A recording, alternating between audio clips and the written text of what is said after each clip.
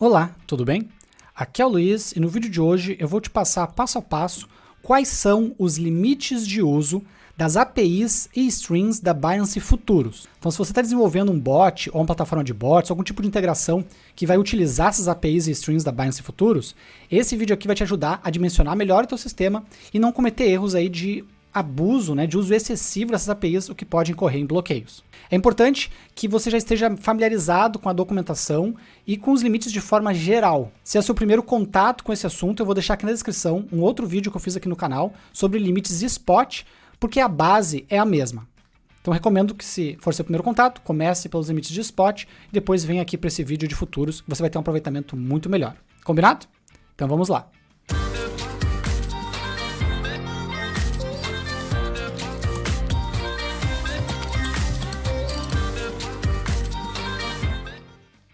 Então vamos falar ali um pouquinho de futuros. Por que eu falo um pouquinho? Porque o grosso dos limites é a mesma coisa do que eu trouxe para vocês aqui relacionado a spot, ok? O que mudam são os limites específicos de futuros. Os limites mudam, mas a mecânica de entender, de dimensionar, certo? De entender os limites ali em cada endpoint é a mesma. Inclusive essa questão de strings. Então eu só vou passar com vocês rapidamente ali pelos limites em si, para vocês verem as diferenças, mas a mecânica vocês pegaram toda aqui no primeiro bloco, ok?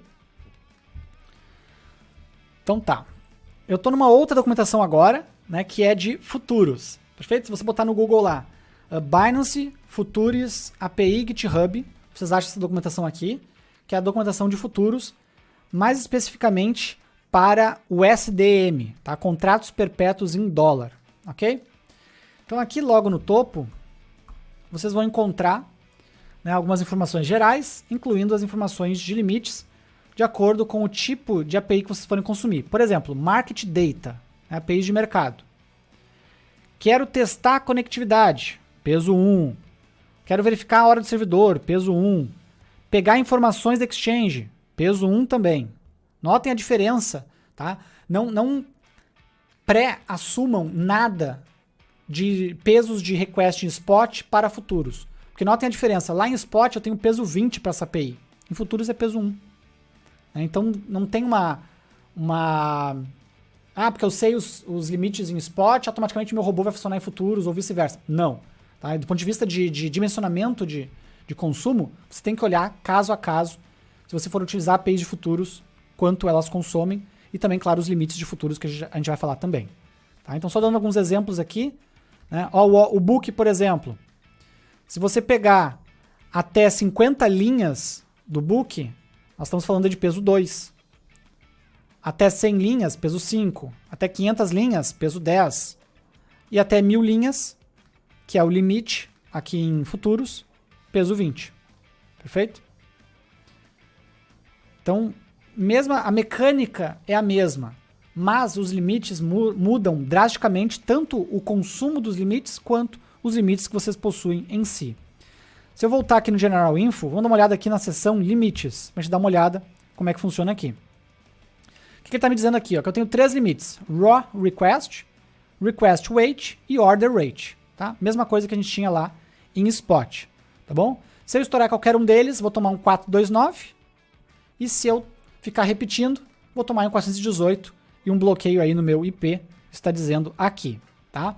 Novamente, limites de IP são por IP, não por chave de API nem por conta. Limites de ordens são por conta, tá? Mesma forma que a gente tinha antes. O que nós temos aqui? Eles nos dizem, se não me engano ele não coloca o número aqui pra gente, mas eles nos dizem para utilizar a API de Exchange Info para consultar os limites atualizados. Certo? Se não me engano eles não colocam aqui os limites na documentação.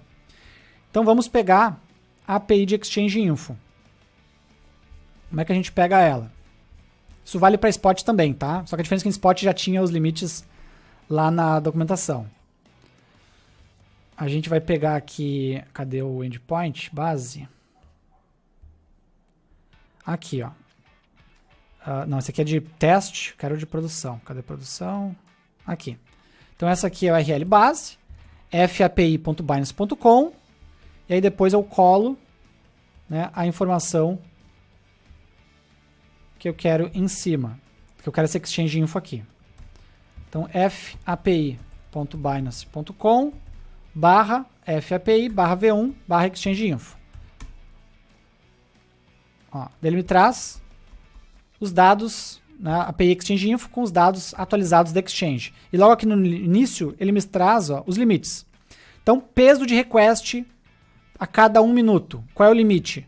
2.400. Então, notem que em spot eu tinha um limite de 6.000. Em futuros eu tenho um limite de 2.400. À primeira vista, eu entendo que é um limite muito menor.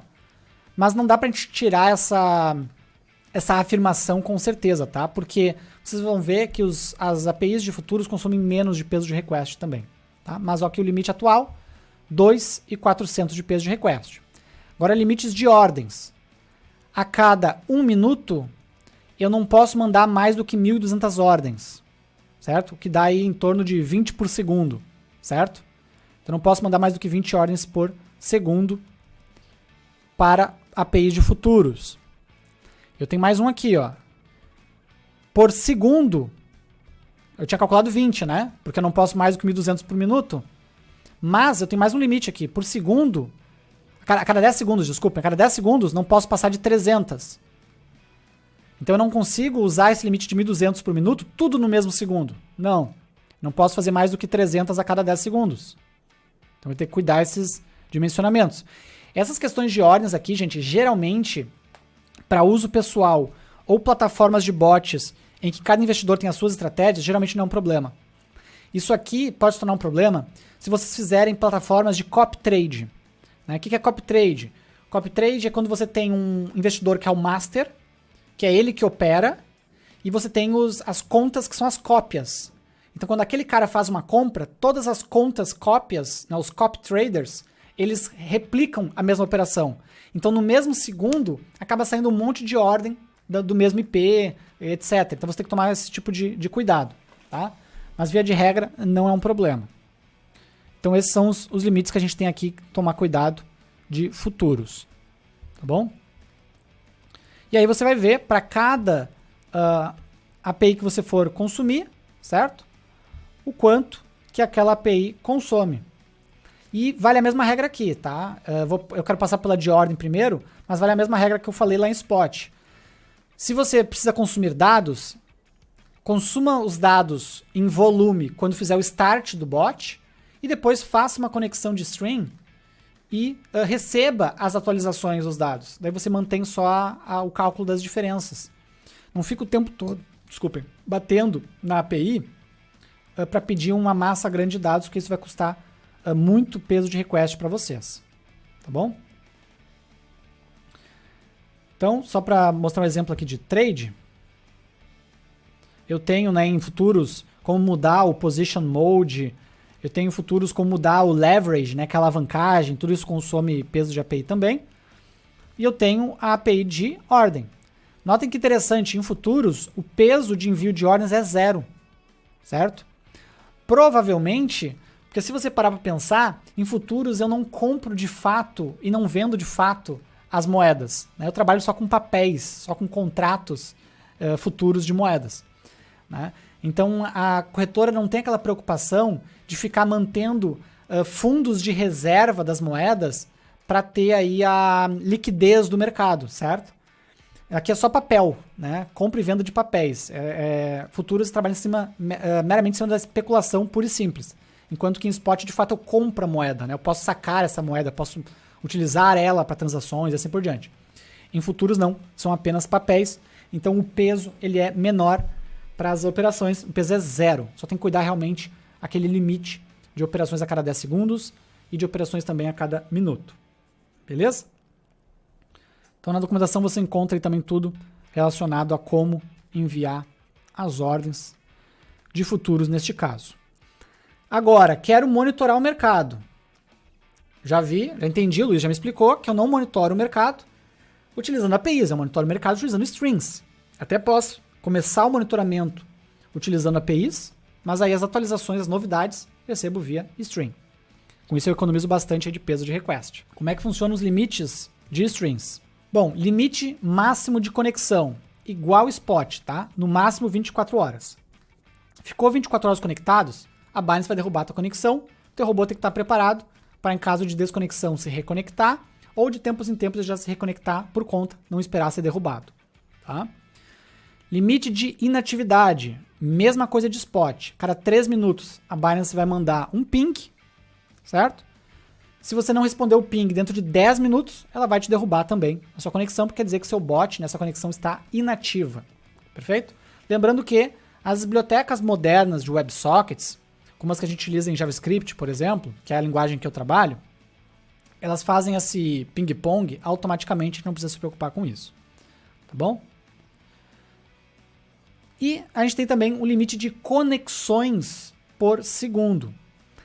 Em futuros, para obter dados de mercado futuro, eu tenho um limite de 10 incoming messages por segundo. Ou seja, no mesmo segundo, eu posso mandar até 10 subscribes, por exemplo, posso assinar no máximo 10 strings na Binance. Tem que tomar cuidado, se vocês estourarem este limite, vocês são desconectados e se repetir, o IP de vocês é bloqueado.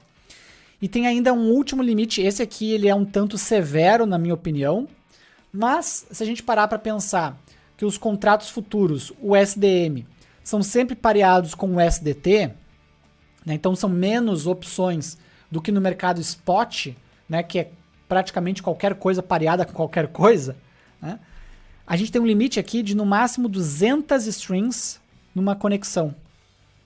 Então eu conseguiria monitorar, vamos pensar aí que a gente vai monitorar velas, ou vai monitorar preço, eu conseguiria monitorar até 200 ativos, 200 contratos diferentes a partir de um mesmo IP, se for um dado que eu vou estar monitorando para cada contrato. Tá? Então é bem mais restritivo do que em Spot. Em Spot eu tenho um limite de 1024, aqui é bem mais restritivo, mas lembrando que em futuros eu vou trabalhar o SDM aqui, eu vou trabalhar somente com pares de USDT, então são menos opções do que em Spot, onde eu tenho Bitcoin com USDT, Bitcoin com Shiba, Bitcoin com Doge, com Real, com Euro, com um monte de coisa. Aqui é só com o USDT, tá bom? Daí, claro, tem o Bitcoin USDT, o Ethereum USDT e assim por diante, Então esses são os limites que vocês vão ter aí ligados a futuros em termos de strings, tá? Para um primeiro contato, pode parecer até um pouco amedrontador, acho que não é a melhor palavra, mas assustador do ponto de vista de muita informação. Mas, como eu falei no início para vocês, via de regra, está desenvolvendo para si mesmo, geralmente você não precisa se preocupar, desde que seu código não entre num loop maluco lá e se descontrole. Tá? Às vezes acontece, por isso que a gente começa testando sempre ambiente de teste, e aí depois a gente vai para produção. A Binance fornece uma cópia do ambiente dela para testes, para você não precisar se preocupar aí em queimar o seu IP ou sua conta em produção. Tá? Mas, via de regra, não é um problema para uso pessoal. O problema começa a ser se você vai fazer um uso pessoal muito agressivo, eu vou monitorar centenas de moedas, ou muitas dezenas de moedas, várias informações de cada moeda, coisa do tipo, ou vou fazer um monte de operação, vou ficar... Esse é um outro ponto também, vou ficar colocando e tirando ordem do book. Colocando e cancelando, isso não é legal. Tá? Isso, inclusive, a Binance cita na documentação, não tem um limite claro, explícito com relação a isso, mas eles falam sobre fair usage, que seria um uso justo.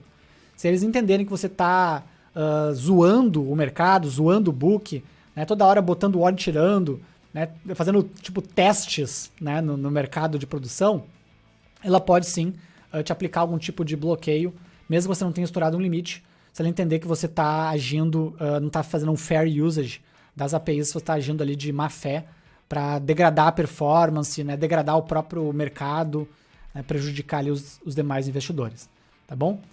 Nunca vi essa possibilidade de ser aplicada, e olha que eu tenho aí centenas e centenas de alunos que trabalham com essa parte de desenvolvimento de robôs para si ou plataformas, mas é algo que eles colocam como possibilidade, até para inibir tentativas de ficar atacando, vamos dizer assim, o book deles, tá bom? Então, via de regra, não é algo que a gente possa se preocupar. E aí, o que achou? Conseguiu entender quais são, como funcionam os controles de uso, os limites das APIs e strings de futuros? Se você ficou com qualquer dúvida sobre esse assunto, deixa aqui embaixo nos comentários que eu respondo todo mundo. Agora, se você gostou, se jogou uma luz a esse tema para você, eu vou pedir o seu like, retribuição ao meu trabalho aqui na plataforma e recomendar que você se inscreva, porque saem vídeos como esse semanalmente por aqui. Combinado? Então um abraço e até o próximo.